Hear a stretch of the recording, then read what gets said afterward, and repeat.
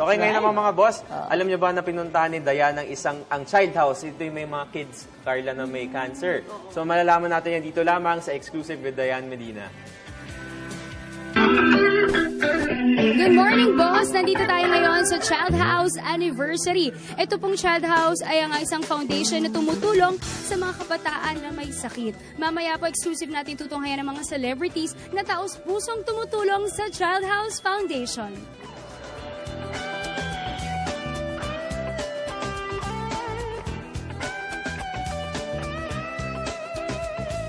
Kasama ko ngayon si Ogie Diaz, isa po sa talagang sumusuporta sa Child House Foundation. Good morning, Ogie. Welcome to Good Morning, Boss. Hi, good morning, boss.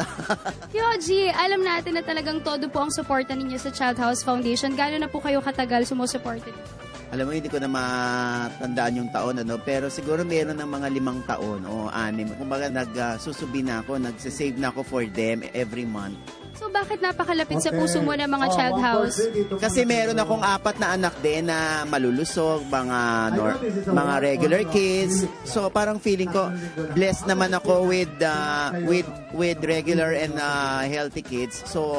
So parang ibinabahagi ko naman dito sa mga nangangailangang mga bata yung aming blessings. Nang-hold up ako ng mga artista kong kaibigan.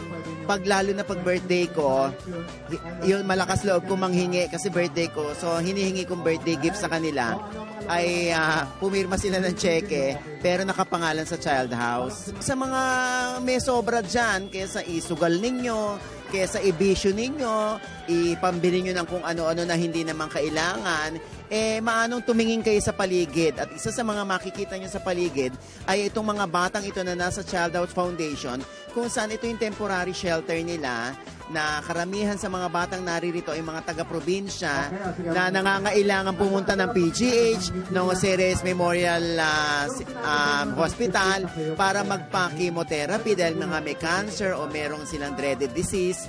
At dito sila ibinabahay sa Child House Foundation.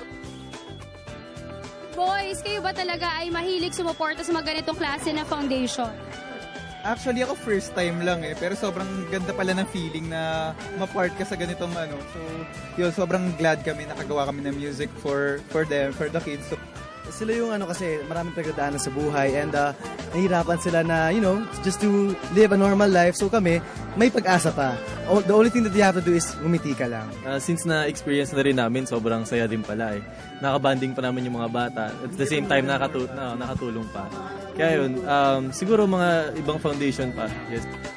Siyempre, ang Good Morning Boss, hindi kami papayag na mag-ento ng walang sample from you guys tungkol dun sa original composition nyo na specially made for Child House Foundation. 1, 2, 3, go! Ngiti lang, di ka nag-iisa, ako ang iyong gabay at kasama.